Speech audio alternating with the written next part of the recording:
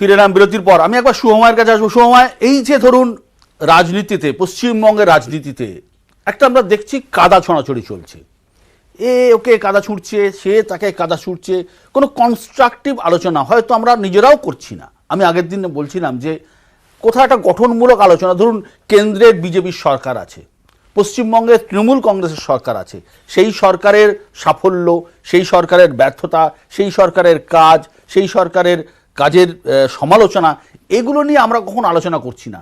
কোথাও দেখছি বাংলার পলিটিক্স প্রতিটা দিন কোনো না কোনো একটা পারস্পরিক কাদা ছোঁড়াছিতে চলে যাচ্ছে। এটাকে আপনি কিভাবে দেখছেন বা কিভাবে? হ্যাঁ বলুন বলুন। হ্যাঁ, মানে কাদা ছোড়াছুড়ি চলছিল, কিন্তু কাদা যেহেতু গোনা যায় না, আপনাকে তো ভোটে জেতার জন্য গুনতে হবে। এবার মানুষ যদি শান্তিতে ভোট না দিতে পারে তাহলে কাদা গুনতেও পারবেন না, তখন পাথর দিয়ে হলো, পাথর ছোড়াছুড়ি, পাথরটা গোনা যায়। অর্থাৎ পশ্চিমবঙ্গের রাজনীতিটাকে যে জায়গায় চলে যাচ্ছে, আমি কোনো রাজনৈতিক দলকে আলাদা করে দোষ দিচ্ছি না, এর মধ্যে আমাদেরও দোষ আছে আর কি। আমরা কোন দিকে এগোতে চাই? একটা সঠিক গণতন্ত্রের দিকে, যেখানে মানুষ নির্বাচনী পদ্ধতিতে গিয়ে ভোট দেবেন এবং রাজনৈতিক আলোচনাগুলো সেগুলো কোন জায়গায় যাবে। অর্থাৎ আমাদের এখানে দুভাবে রাজনৈতিক আলোচনা হয়। একটা হচ্ছে একদম নীতির প্রশ্ন, আমি বাম হব না অতি বাম হব, মধ্যপন্থী হব, ডান হব অতি ডান হব, এই ধরনের তাত্ত্বিক আলোচনা হতে পারে।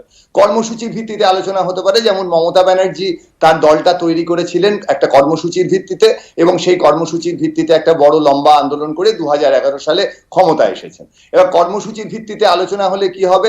দেখতে হবে যে পরিসংখ্যান নিয়ে, যে নরেন্দ্র মোদী সারা দেশে কতজনকে গ্যাস দিলেন, মমতা ব্যানার্জি কতজনকে সাইকেল দিলেন, সেই ডেটা অ্যানালিসিস করতে হবে। অবশ্যই আমরা জানি যে অনেক সময় স্ট্যাটিস্টিক্স দিয়েও চরম মিথ্যে কথা বলা যায়, কিন্তু মোটের ওপর সরকারি ডেটা আলোচনা করে তার নিরিখে, ধরুন আমরা যদি কৃষি বিল নিয়ে আলোচনা করি, 3টে কৃষি বিলে কি বলা হয়েছে, কেন রাত জাগছেন কৃষকেরা, এই যে আলোচনাগুলো আমরা যখন করতে যাচ্ছি, তখন দেখতে পাচ্ছি মানুষ কিন্তু এই আলোচনা শুনতে চাইছেন না। মানুষ রবীন্দ্রনাথের কবিতা পড়তে চাইছেন না। যেমন ধরুন বামপন্থীদের মঞ্চে এক সময় উৎপল দত্ত এসে নাটক করতেন, করে নাটকটা হয়ে গেলে একবার হয়তো হাত জোর করে বলতেন যে আপনি যদি পারেন বামপন্থীদের ভোট দেবেন। এই যে রাজনৈতিক চরিত্র পশ্চিমবঙ্গের ছিল, এই চরিত্র বামপন্থী রাজত্বের শেষের দিক থেকেই নষ্ট হতে শুরু করে। তৃণমূল কংগ্রেস ক্ষমতায় আসার আগে একটা সাংস্কৃতিক পরিমণ্ডলের বহু মানুষ এসেছিলেন বামফ্রন্টকে সরানোর জন্য, কিন্তু তারপর যে জিনিসটা দেখা যাচ্ছে, পশ্চিমবঙ্গের রাজনীতিতে কোনো রকম থিওরিটিক্যাল আলোচনা, পশ্চিমবঙ্গের রাজনীতিতে একটা সাংস্কৃতিক ভাবনা চিন্তার প্রকাশ, এগুলো ক্রমাগত কমতে শুরু করছে। এর জন্য রাজনৈতিক দলের সঙ্গে আমরা যারা বাঙালি তারা প্রত্যেকেই দায়ী। পার্থপ্রতিম বিশ্বাস, আপনিও কি একই জিনিস মনে করেন? যে এই যে টোটাল আপনি বুঝতেই পাচ্ছেন যে কি হবে চলছে জিনিসটা, তো আপনি কি একই জিনিস মনে করেন? আমি এই কারণের জন্য বলছি যে আগে আলোচনা যেটা আমরা করছিলাম, ইন্টারেস্টিং, যে আসলে আমরা মানে রাজনৈতিক দলগুলো তারা কেন রবীন্দ্রনাথ নেতাজিকে আঁকড়ে ধরতে চাইছেন। স্পেশালি আমি বলবো যে শাসক দল হিসেবে রাজ্যের তৃণমূল এবং কেন্দ্রের শাসক দল বিজেপি, এদের এই জড়িয়ে ধরাটা আরো বেশি প্রতিভাত হচ্ছে। আমি একটা উদাহরণ দিলে পরিষ্কার হবে। ধরুন বিজেপির সর্বভারতীয় সভাপতি জেপি নাড্ডা এবং শ্রদ্ধেয় নাড্ডা সাহেব এই রাজ্যে যখন আসলেন, তার খুব প্রিয় ছত্র যেটা রবীন্দ্রনাথের, চিত্ত যেথা ভয় শূন্য, এটা হচ্ছে উনি বারবার উল্লেখ করেন ওনার সভায়, প্রেস কনফারেন্সে, এবং একইভাবে মমতা বন্দ্যোপাধ্যায় দেখবেন শান্তিনিকেতন প্রসঙ্গে গেলে এটা। এখন প্রশ্নটা সত্যি যে চিত্ত যেথা ভয় শূন্য হতে গেলে তাহলে রাজনীতি কেমন হতে হয়? কারণ কি বলবো, যে দেশকে গদ্দারো কে অথবা বাঙ্গালকে গদ্দারো কে গোলি মারো সালে কো, যদি আজকে দুটো পলিটিক্যাল পার্টি থেকে একই স্লোগান হয়েছে। হ্যাঁ, আমি সেটাই বলছি যে তাহলে হচ্ছে চিত্ত যেথা ভয় শূন্য থাকার কথা না। যে যদি চিত্ত যেটা ভয় শূন্য থাকতে হয় বিশ্বভারতীতেও, তাহলে অনুব্রত মণ্ডল যদি বুলডোজার নিয়ে গিয়ে গেট ভেঙে দেন, তাহলে সেটা হচ্ছে চিত্ত ভয় শূন্য থাকার লক্ষণ নয়। একইভাবে যে ওখানকার ভাইস চ্যান্সেলর, তিনি যদি অমর্ত্য সেনকে দখলদার হিসেবে চিহ্নিত করে রোজ 4টে করে চিঠি দিতে থাকেন, তাহলেও হচ্ছে অমর্ত্য সেনের মতো মানুষ যারা ভারতবর্ষের মুখ উজ্জ্বল করেন, তাদেরও চিত্ত কখনো ভয় শূন্য হয় না এবং আমজনতারও হয় না। আমি বলছি যে এই রেটরিকটা চলছে, যে চিত্ত যেটা ভয় শূন্য, মুখে বলছি যে অমিত শাহ যে বাউলের বাড়িতে গেলেন, যে গিয়ে গান শুনলেন, দুপুরের খাবার খেলেন, সে কি করে জীবন কাটায় কেউ খোঁজ রাখলেন না। ইনফ্যাক্ট 4 দিন বাদে মুখ্যমন্ত্রী যখন গেলেন, তখন হচ্ছে হিট মাজারে রাখবো এই কথা তাকেও গাইতে হচ্ছে, কিন্তু তার হৃদয়ের কথা কেউ কিন্তু খেয়াল রাখতে পারছে না। মানুষের জীবনের ইস্যুগুলো আসলে হারিয়ে যাচ্ছে এই বলবো তরজার ভিড়ে, এবং এটা আসলে ইচ্ছাকৃত ভাবেই করা হচ্ছে, যেটা মূল ইস্যুগুলো কখনো না আসে। আসলে তৃণমূল বিজেপি, বিজেপি তৃণমূল, পদ্মফুল ঘাসফুল, ঘাসফুল ঘাসফুল। আমাদের বিরোধীরা ইচ্ছাকৃতভাবে এই ন্যারেটিভগুলোকে সামনে আনছে, কারণ যখনই আপনি পারফরমেন্সের মূল্যায়ন করবেন বিজেপির ধারে কাছে কেউ নেই। যেরকম আমি আপনাকে বলি, দেখবেন বিরোধীরা এখনো ওই একই ভাঙা রেকর্ড বাজায়, 45 বছরে সবচেয়ে বেকারত্ব বেশি। সেটা হয়েছিল এপ্রিলের 2020-তে, যখন আমার আনএমপ্লয়মেন্ট রেট, বেকারত্বের হার ছিল 23%, সেটা ডিসেম্বরে 7% নেমে এসছে। সুতরাং এখন যদি এটা আলোচনায় আসে তাহলে কেন্দ্রীয় সরকারের সাফল্য, সুতরাং এটা আসবে না, এটা কখনোই আলোচনায় আসবে না। নরেন্দ্র মোদীজি যখন করোনা হয়েছিল বলেছিলেন প্রথমে যে কাউকে আমি না খেতে মরতে দেব না, সুতরাং উনি রেশনের ব্যবস্থা করেছেন। যতজন মহিলার জনধন প্রকল্প ছিল প্রত্যেকের অ্যাকাউন্টে 2 মাস 500 টাকা করে দিয়েছেন। প্রত্যেকটি পরিযায়ী শ্রমিককে অর্থ সাহায্য করা হয়েছে। কেন্দ্রীয় সরকারের সাফল্য। যদিও আমাদের রাজ্যে পরিযায়ী শ্রমিকরা পায়নি, আমাদের এখানকার রাজ্য সরকারের একটা কুৎসিত রাজনীতির জন্য 15 জুলাইয়ের মধ্যে কেন্দ্রের লিস্ট পাঠানোর কথা ছিল, এরা 21 না 22 জুলাই পাঠিয়েছে। সেই জন্য আমাদের এইগুলো যদি আলোচনায় আসে তাহলে বিজেপির ন্যারেটিভটা মানুষের কাছে অনেক গ্রহণযোগ্য হবে। এবং আমরা এটা জানি বলে আপনাদের এই বিতর্কে হয়তো এগুলো করছি, আমরা মানুষের কাছে কাছে গিয়ে এইসব হিসেব দিচ্ছি। আমরা জুলাই মাসে গৃহ সম্পর্ক অভিযান করে গত 6 বছরে মোদিজি কি কি করেছেন সব মানুষের কাছে গেছি। আমাদের ওই কাজ জারি আছে, আমরা শুধু কাদা ছোড়াছুড়িতে নেই। হ্যাঁ, আমায় কাদা ছুড়লে আমাকেও ছুটতে হবে, কিন্তু আমরা গঠনমূলক আলোচনা মানুষের বাড়ি বাড়ি গিয়ে গুচ্ছ প্রকল্পের কথা বলেছেন শ্রমিক দাশগুপ্ত। দোলা, প্রথম কথা, আমায় কাদা ছুড়লে আমাকেও কাদা ছুটতে হবে, এটা তৃণমূলের নীতি নয়। ফলে যে রেফারেন্স দিচ্ছেন আপনারা, স্লোগানের কথা যে এলো মিছিলে, আজকেও আমাদের দলের মুখপাত্র তৃণমূল ভবনে সাংবাদিক সম্মেলনে উল্লেখ করেছেন, এটা আমাদের দলের নীতি নয়, এটা আমাদের দল এন্ডোর্স করছে না, অনুমোদন করছে না। এ ধরনের স্লোগান আমাদের দলের কোনো মিছিলে আমরা কাউকে এন্ডোর্স করছি না। দ্বিতীয়ত, যেটা শুভময়বাবু বলছিলেন সেই প্রশ্নে বলি যে শিবাজীবাবু মার্জনা করবেন, আমার গলার ভয়েসটাই এরকম, এটা ভগবান প্রদত্ত, এটা আমার কোনো হাত নেই।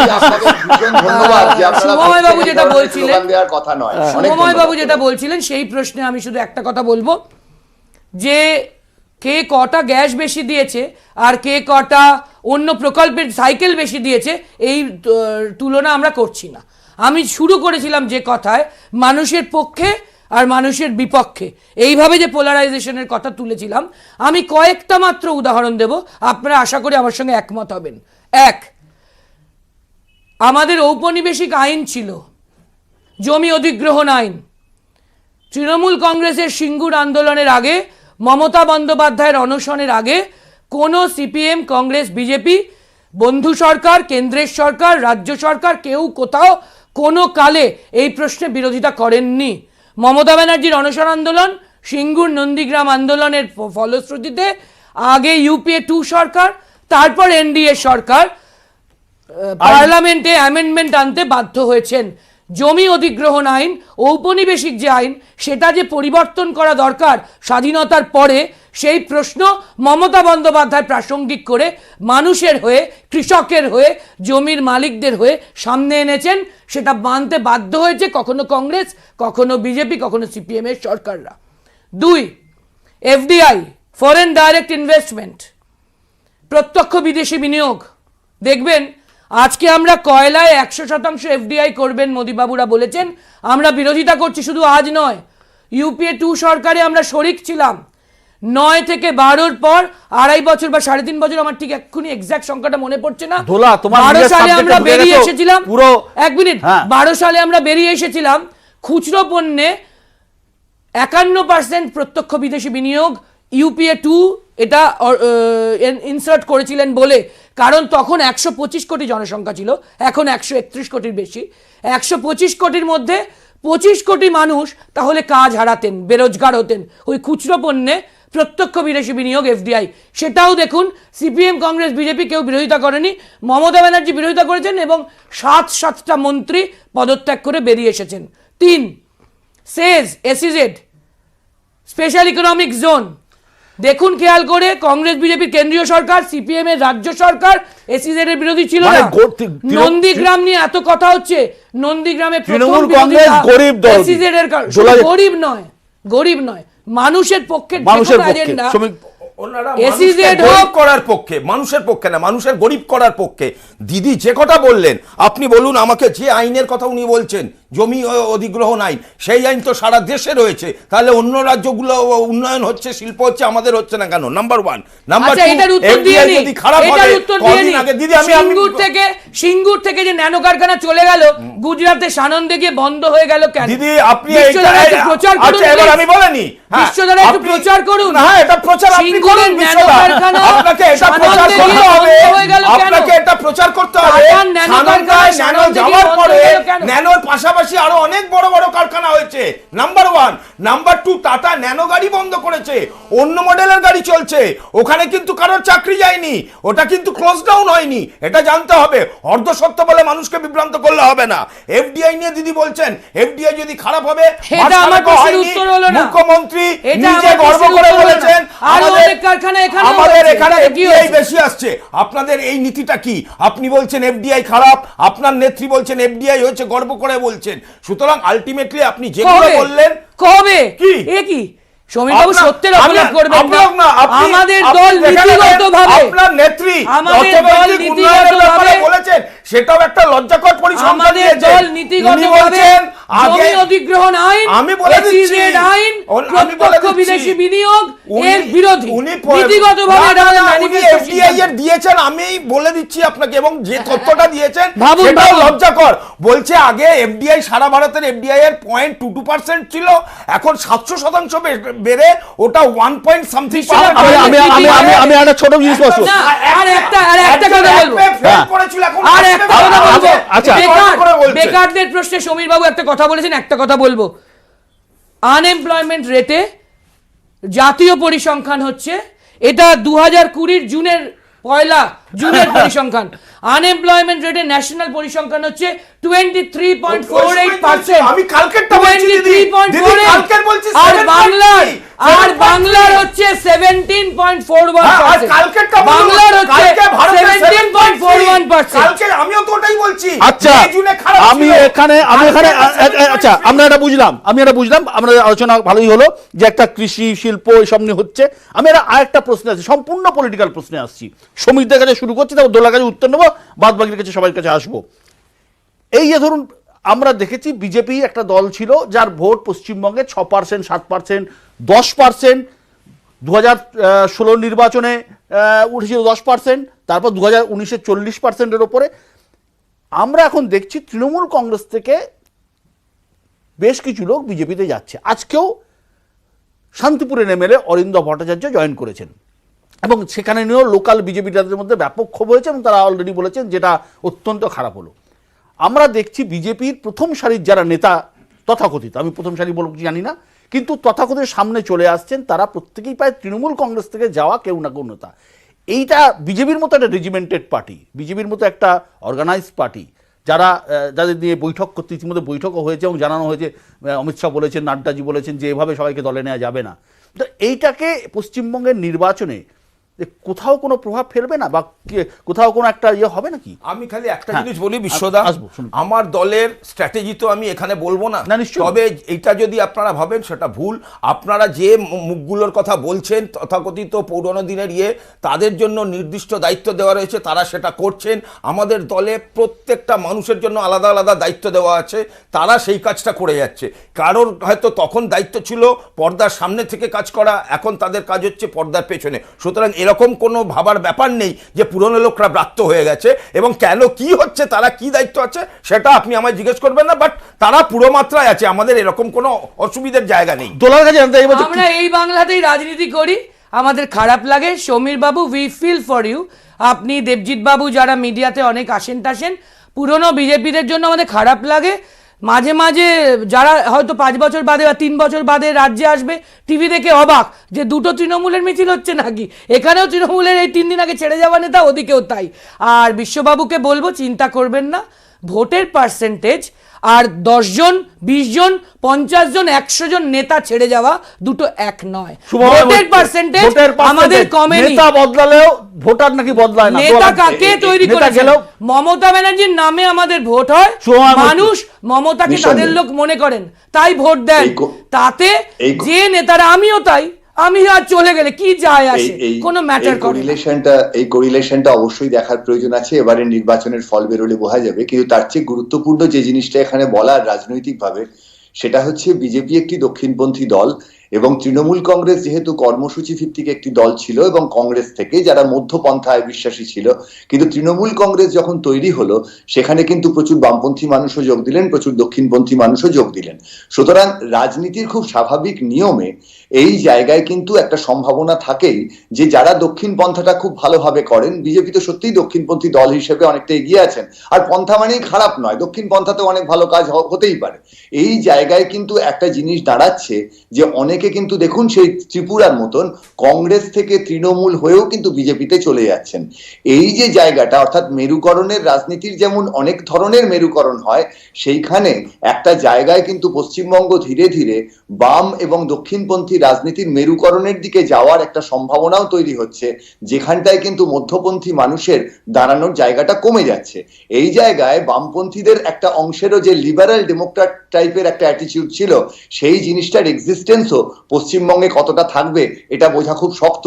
তবে মেরুকরণের রাজনীতি যে এই মুহূর্তে জয়ী হচ্ছে পশ্চিমবঙ্গে, এটা নিয়ে কোনো সন্দেহই নেই। পার্থপ্রতিম বিশ্বাস, এই মেরুকরণের রাজনীতির জায়গা থেকে সম্পূর্ণ দুটি ভিন্ন জায়গায় চলে যাচ্ছে বিষয়টা।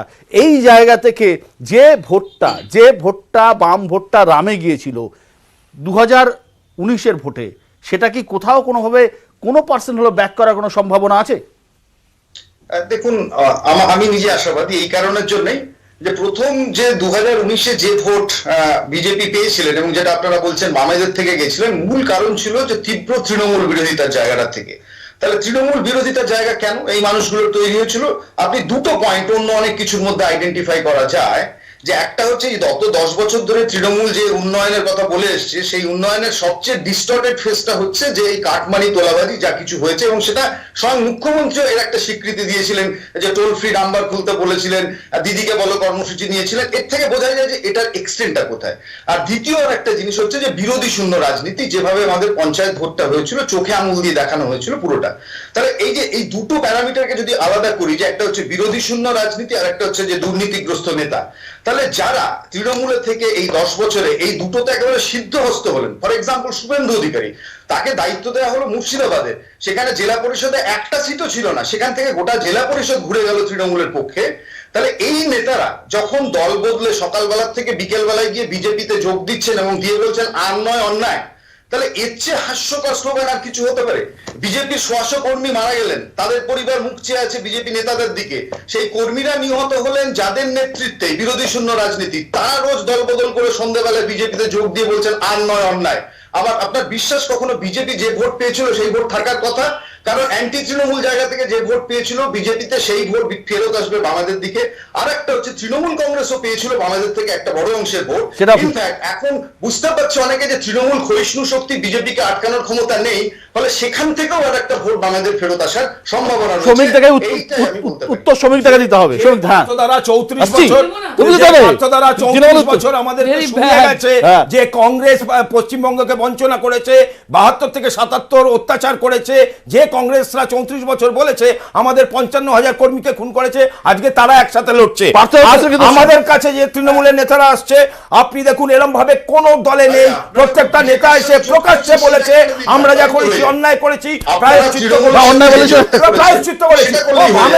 বামেরা ইংরেজি তুলে 3-4টে জেনারেশনকে শেষ করলো, পরে বললো ভুল করেছি, ভুল করেছি, আজকে সেটা গ্রহণযোগ্য নয়। আর একটা লাস্ট, এই যে বাম থেকে রামের কথাটা হচ্ছে, দিদিকে মনে করাই, দিদিরাও কিন্তু 2011-এ যে ক্ষমতায় এসেছিলেন এই বামের ভোট আর কংগ্রেসের ভোটই এসেছিল।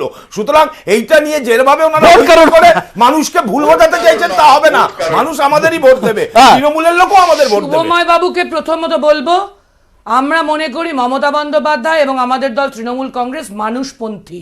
আপনি যে বামপন্থী দক্ষিণপন্থী ভাগ দিলেন সেই দিয়ে বিচার করতে পারবেন না, মানুষপন্থী বললে বেশি ভালো হবে। 2, পার্থপ্রতিম বাবুকে বলবো বিরোধী শূন্যতা, সন্ত্রাস এসব নিয়ে দয়া করে কথা বলবেন না। আপনাদের 34 বছর তার প্রমাণ, তার উত্তর মানুষই আপনাদের দিচ্ছেন। 3, আমরা এই প্রশ্নে আর একটা প্রশ্ন পার্থবাবুই সম্ভবত তুলেছেন বা শুভময় বাবু, ঠিক খেয়াল করতে পারছি না, 11 সালের ভোটটা সিপিএম পাওয়ারে সেই অবস্থায় হয়েছিল, তারপর 3টে বড় ভোট 14, 16, 19 তিনটেই কিন্তু কেন্দ্রীয় বাহিনী থেকে ভোট হয়েছে। অতএব এখানে বামসম আমলের মতন যে রিগিংয়ের প্রশ্ন, সেটা অতি বড় তৃণমূলের শত্রুও সিপিএম, কংগ্রেস, বিজেপি কেউ তোলেন না। এর পরের পয়েন্ট, সিস্টেমের বিরুদ্ধে, সিস্টেমের মধ্যে কাটমানি থেকে চুরি জোচ্চুরি যা কিছু থাকে, একমাত্র মমতা বন্দ্যোপাধ্যায় সেই বাপের বেটা যিনি সিস্টেমের মধ্যে মুখ্যমন্ত্রী হয়ে বলতে পারেন। তিনি প্রথম ব্যক্তি যিনি বলেছেন কি করব বলুন, প্রধানের হাতে 1 কোটি টাকা, 1 কোটি টাকা একটা স্যাংশন হয় তো যাকেই করি, প্রশাসনিক মিটিংয়ে আমরা শুনেছি, যাকেই করি তার ল্যাজ মোটা হয়ে যায়। তিনি প্রথম যিনি এদের ব্যাপারে সাহসের সঙ্গে বলেছেন আমাকে জানান, আমি স্টেপ নেব, এবং এত স্টেপ নিয়েছেন, ক্ষমা চাইয়েছেন, ব্যবস্থা নিয়েছেন, শাস্তি দিয়েছেন। এমন উদাহরণ অতি বড় সিপিএম, কংগ্রেস, বিজেপি তাদের রাজ্য বা কেন্দ্রীয় সরকারের আমলে দণ্ডনীয় অপরাধকে ক্ষমা চাওয়ানোটা ন্যায় বলছেন দিদি? বিজেপির উত্তর, দণ্ডনীয় অপরাধকে বিজেপির ক্ষমা চাওয়ানোটা উত্তর একটা দিতে দিন। আর বিজেপির কথাটা প্লিজ সমীর বাবু, এক মিনিট। আচ্ছা, দণ্ডও কিন্তু দিয়েছেন, আপনাদের মনে থাকবে, আপনাদের মনে থাকবে শম্ভু বাবু আজও জেলে আছেন। আর ভোটের কথা বলছেন আরামবাগে 16টা। আপনি কথা বলার সময় আমি কথা বলি, আপনি বলার সময় আমি কথা বলিনি। আমি একটা পয়েন্ট বলবো, শম্ভু বাবু আজও জেলে আছেন, আমাদের অনেককে জেলেও পুরেছেন, সেই সাহস মমতা ব্যানার্জি দেখিয়েছেন। আচ্ছা, বিজেপির প্রশ্নে, বিজেপির প্রশ্নে আপনারা জেলে বলেছেন, বিজেপির আর আরামবাগে 16টা মেশিনে কাউন্টিং এভাবে কিন্তু কথা দিদি আপনি তো একটা পয়েন্ট বলে দিলেন। না না, আমি বিজেপিরটা বলিনি, বিজেপি বাবুদের উত্তর দিচ্ছি, পার্থ বাবু বিজেপিরটা বলতে চাই। বিজেপির প্রশ্নে আমি এক পরিষ্কার বলবো, এই যে আলোচনা হচ্ছে, উনিরাও ভাবছেন, অনেকে ভাবছে, মিডিয়াও ভাবাচ্ছে যে এই বোধহয় এসে গেল, আমাদেরও অনেক নেতা ভাবছে। দুটো কারণে যাচ্ছে আমাদের থেকে নেতারা, দুটো পয়েন্ট বলবো। একটা পয়েন্ট হচ্ছে আমাদের নেতারা দুটো কারণে যাচ্ছেন, কাউকে সিবিআই ইডির ভয় দেখানো হচ্ছে, কেন ভয় দেখাচ্ছে? ফলে তাদের ত্রুটি আছে বলে। তাহলে এতদিন কি করছিলেন আপনারা? এতদিন কি করছিলেন? আজকে কেন বলছেন? আরে বাবা, কিন্তু সেই সিবিআই ইডি যারা তৃণমূলে থাকছে তাদের জন্য কেস রেখে দিচ্ছে। একটু আগে মুখপাত্র কথা বললেন, সেই আমি এভাবে কথা বলবো না। আপনার আরে যেভাবে কথা বলবো, বলুন সমস্যা হয়ে যাচ্ছে, হয়ে গেছে। আমি ওই জন্য দিদি, সিবিআই ইডি, সিবিআই ইডি যারা তৃণমূলে থাকছেন তাদের বিরুদ্ধে কেস করছেন, আর যারা বিজেপিতে যাচ্ছেন তাদের ওয়াশিং পাউডার ভাজপা বলে ছেড়ে দিচ্ছে। Washing machine BJP.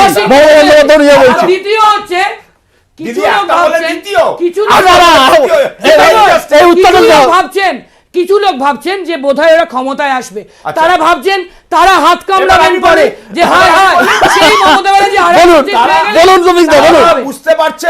আচ্ছা, এবারে বলি মোদি বাবু, কবে আমাদের ভোটের দিন আসবে, মোদি বাবু বলেছেন ওনাদের কথা তিনি বললেন, সেই মুখপাত্র নিজে বলেছেন ওদের দলের নেত্রী হচ্ছেন সবচেয়ে বড় চিটিংবাজ। আজকে মানুষ বিশ্বাস করছে না, এই দলকে বিশ্বাস করছে না। মোদি বাবু বলেছেন 15 লাখ টাকা দেবেন, ভোটের কথা বলছে, লোকসভা নির্বাচনে একমাত্র পশ্চিমবঙ্গে দুজনের মৃত্যু হয়েছে। একটা কথা পরিষ্কার, আমরা বাতিল করেছেন, বলেছেন সবাইকে 15 লাখ টাকা দেবেন। আপনি এই ভিডিও ওতে বলা আছে, বলেননি, ঠিক আছে বলেছেন।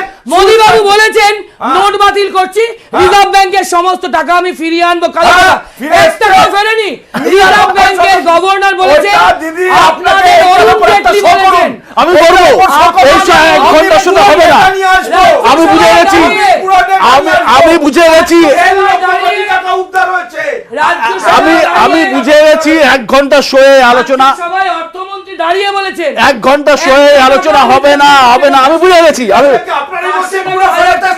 আপনারা বলছেন ফেরত আছে, এই হচ্ছে প্রবলেম। আপনারা মিথ্যার দোষারোপ আচ্ছা ঠিক আছে, আপনারা আমি একটা বড় শো করব, বিএসএনএল বেচে দিচ্ছেন। আমি আসবো, এটা একটা আলোচনা হবে। আমি শ্রমিকটাকেও রাখবো, আমি দোলাকেও রাখবো। আমি আপাতত আমার হাতে আর সময় নেই, আমার হাতে আর সময় নেই। আপাতত আপাতত পশ্চিমবঙ্গের রাজনীতি কতটা আগামী দিনে কোন জায়গায় যেতে চলেছে আপনারা নিশ্চয়ই বুঝে গেছেন। আমার হাতে আর সময় নেই। আপনাদের প্রত্যেককে ধন্যবাদ আজকের অনুষ্ঠানে আসার জন্য।